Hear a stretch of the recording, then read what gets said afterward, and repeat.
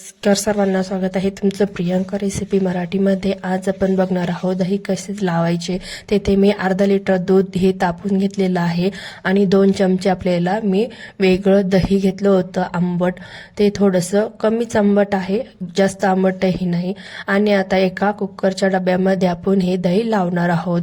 तर दही तुम्ही कोणत्याही तुमच्या हिशोबाने तुम्ही लावू शकता, कोणत्याही भांड्यामध्ये। जरुरी नाही की आपण मातीच्याच भांड्यामध्ये किंवा वेगळ्या भांड्यामध्ये दही लावले पाहिजे। तर आपल्या आवडीनुसार आपण कोणत्याही भांड्याचा यूज करू शकतो दही लावण्यासाठी। ते मी इथे कुकरचा डबा घेतलेला आहे, त्यामध्ये मी 2 चमचे दही घेतलं होतं आणि हे मीडियमच आंबट आहे। तर हे दही सर्वीकडे आपण असं पसरून घ्यायचं आहे। यानंतर मी अर्धा लिटर इथे दूध घेतलं होतं।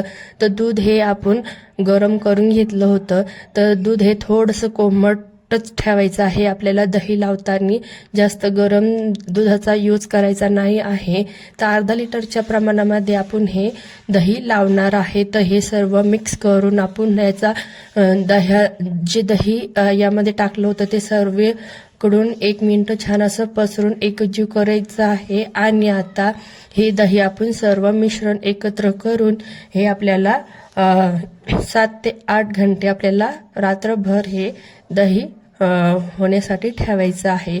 तर तुम्ही कोणत्याही भांड्यामध्ये दही लावण्यासाठी यूज करू शकता। तर हे फर्मेंट होण्यासाठी आपल्याला 7 ते 8 घंटे रात्रभर हे ठेवायचं आहे। तर बघू शकता तुम्ही इथे 7 ते 8 घंटे झालेले आहे आणि आपण सकाळी हे दही आपण बघत आहोत।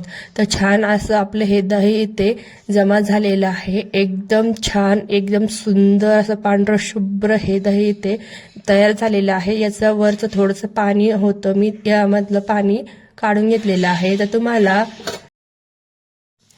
आता मी दाखवते चमच्याच्या साहाय्याने आपलं हे दही एकदम सुंदर आणि एकदम टेस्टी हे दही इथे झालेलं आहे। एकदम खापासारखं हे दही इथे झालेलं आहे। तर तुम्ही बघू शकता, तुम्ही या पद्धतीने सर्वात सोपी ही पद्धत तुम्ही यूज करू शकता। आणि रेसिपी आवडल्यास नक्की चॅनलला लाईक, शेअर, सबस्क्राईब करू शकता।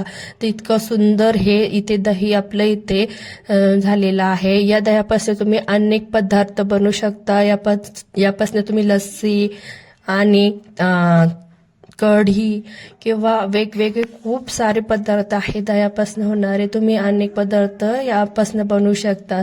तर अशी ही सगळ्यात सुंदर आणि शॉर्टकट ही दही लावण्याची रेसिपी तुम्हाला जर आवडली असेल तर नक्की तुम्ही चॅनलला लाईक करा आणि आवडली असेल तर नक्की मला कमेंटमध्ये सांगा कशी वाटली।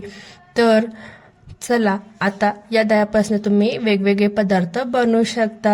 रेसिपी बघितल्याबद्दल धन्यवाद आणि खूप खूप चॅनलला लाईक करा, शेअर करा, सपोर्ट करा आणि धन्यवाद। Thank you for watching.